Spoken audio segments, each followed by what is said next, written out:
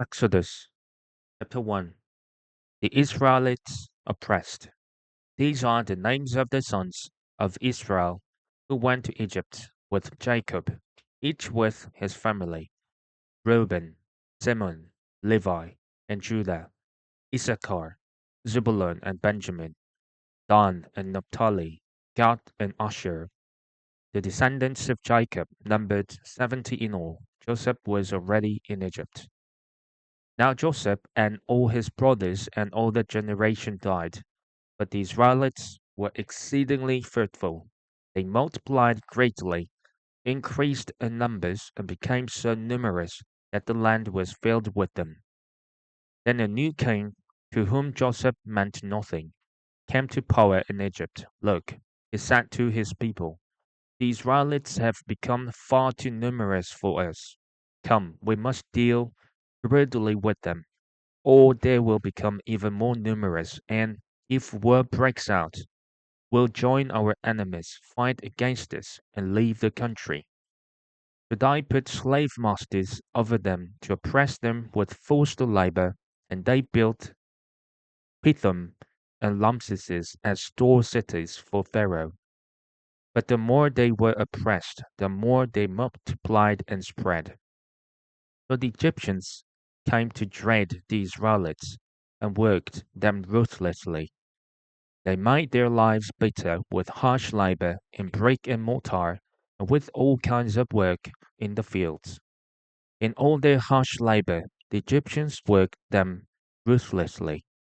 The king of Egypt said to the Hebrew midwives, whose names were Shiphrah and Puah, when you are helping the Hebrew women during childbirth on the delivery stool, if you see that the baby is a boy, kill him. But if it is a girl, let her live. The midwives, however, feared God and did not do what the king of Egypt had told them to do. They let the boys live.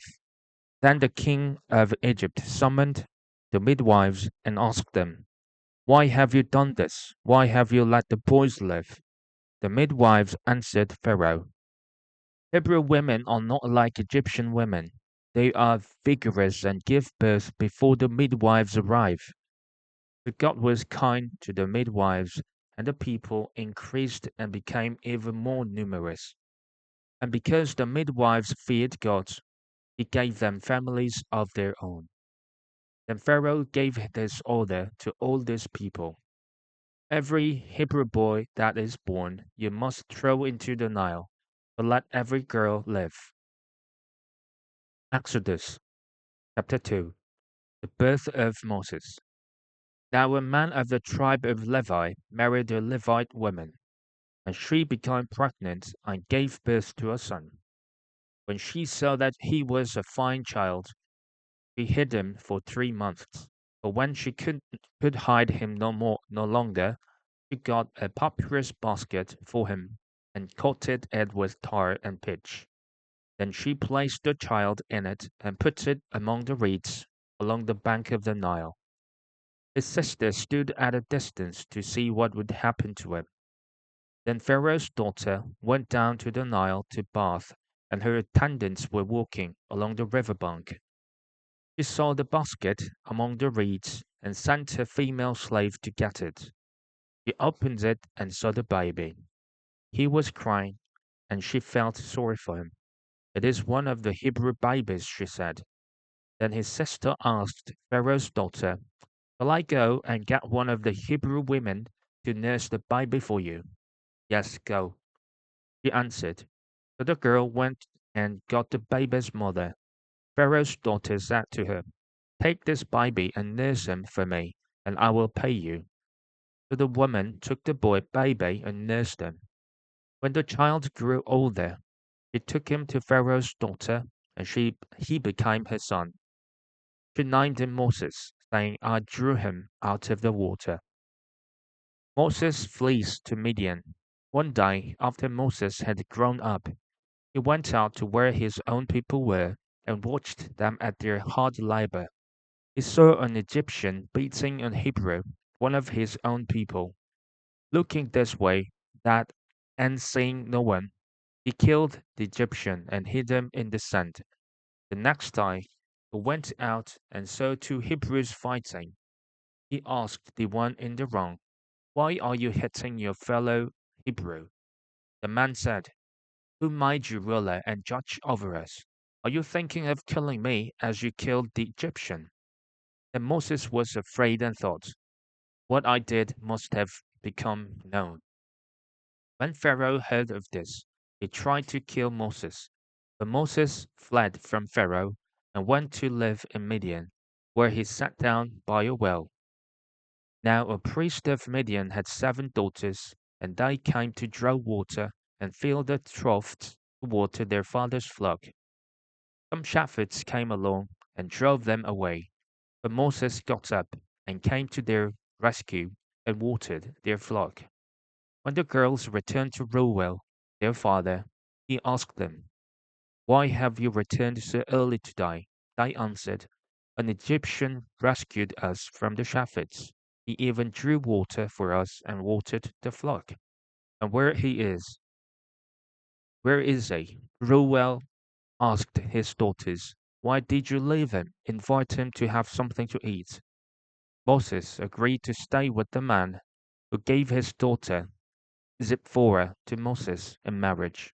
Zipporah gave birth to a son, and Moses named him Gershom, saying, "I have become a foreigner in a foreign land." During that long period, the king of Egypt died. The Israelites groaned in their slavery and cried out, and their cry for help because of their slavery went up to God. God heard their groaning, and he remembered his covenant with Abraham, with Isaac, and with Jacob. So God looked on the Israelites and was concerned about them. Exodus chapter 3. Moses and the burning bush. Now Moses was tending the flock of Jethro, his father-in-law, the priest of Midian, and he led the flock to the far side of the wilderness and came to Horeb, the mountain of God. There the angel of the Lord appeared to him in flames of fire from within a bush. Moses saw that though the bush was on fire, it did not burn up. Then Moses thought, "I will go over and see this strange sight, why the bush does not burn up." When the Lord saw he had gone over to look, God called him from within the bush, "Moses, Moses." And Moses said, "Here I am." "Do not come any closer," God said. "Take off your sandals, for the place where you are standing is holy ground." Then he said, "I am the God of your father, the God of Abraham, the God of Isaac, and the God of Jacob." At this, Moses, Moses hid his face because he was afraid to look at God. The Lord said, "I have indeed seen the misery of my people in Egypt. I have heard them crying out because of their slave drivers, and I am concerned about their suffering. So I have come down to rescue them from the hand of the Egyptians and to bring them up out of that land into a good and spacious land, a land of flowing with milk and honey, the home of the Canaanites, Hittites, Amorites, Perizzites, Hivites, and Jebusites. And now the cry of the Israelites has reached me, and I have seen the way the Egyptians are oppressing them. So now go. I am sending you to Pharaoh to bring my people, the Israelites, out of Egypt." But Moses said to God, "Who am I that I should go to Pharaoh and bring the Israelites out of Egypt?" And God said, "I will be with you, and this will be the sign to you that it is I who have sent you. When you have brought the people out of Egypt, you will worship God on this mountain." Moses said to God, "Suppose I go to the Israelites and say to them, 'The God of your fathers has sent me to you,' and they ask me, 'What is his name?' Then what shall I tell them?" God said to Moses, "I am who I am. This is what you are to say to the Israelites. 'I am has sent me to you.'" God also said to Moses, "Say to the Israelites, Say to the Israelites, the Lord, the God of your fathers, the God of Abraham, the God of Isaac, the God of Jacob, has sent me to you. This is my name forever, the name you shall call me, from generation to generation. Go, assemble the elders of Israel, and say to them, the Lord, the God of your fathers, the God of Abraham, Isaac, and Jacob, appeared to me and said, I have watched over you and have seen what has been done to you in Egypt. And I have promised to bring you up out of your misery in Egypt into the land of the Canaanites, Hittites, Amorites, the Perizzites, Hivites, and Jebusites, a land flowing with milk and honey. The elders of Israel will listen to you. Then you and the elders are to go to the king of Egypt and say to him, the Lord, the God of the Hebrews, has met with us. Let us make a 3-day journey into the wilderness to offer sacrifices to the Lord our God. But I know that the king of Egypt will not let you go unless a mighty hand compels him.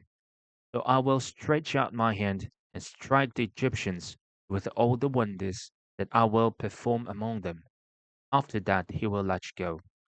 And I will make the Egyptians favorably disposed toward this people, so that when you leave, you will not go empty-handed.